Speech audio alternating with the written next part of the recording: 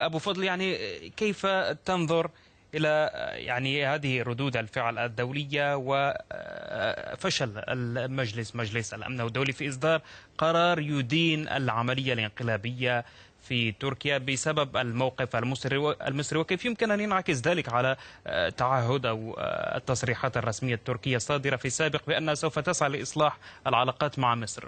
لا مجال أمام أردوغان إلا إصلاح الوضع، لكنه اتفاقه مع الإسرائيليين حول غزة أزعج المصريين وأزعج الدولة المصرية، وهو يربك المصريين، لأنه اتفاقه بالنسبة لغزة لم يفك الطوق عن غزة، إنما دخل كعثماني جديد إلى غزة.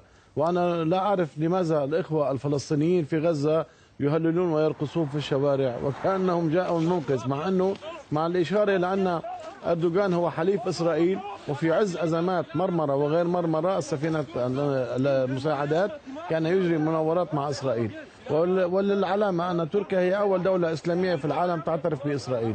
إذا هناك تخبط في العلاقة بين أردوغان وبين كل الدول. أما بالنسبة لدول الجوار فعلى أردوغان أن يجري حديث يختلف عن مع مصر.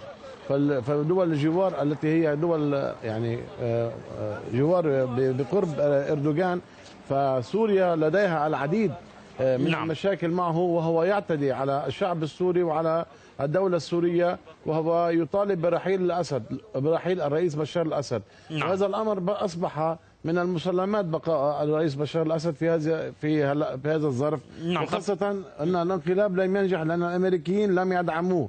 وبالتالي إذا رأينا ما قاله الرئيس ميدفيديف رئيس الحكومة، وما قالته أنجيلا ميركل، وما قاله الإيرانيون بالذات أنهم يدعمون الرئيس التركي رجب طيب أردوغان، لأنه أيضا في إيران هناك إسلام سياسي يحكم إيران، ولا ضرر من طب أعطي في الحكم. الفرصة لضيف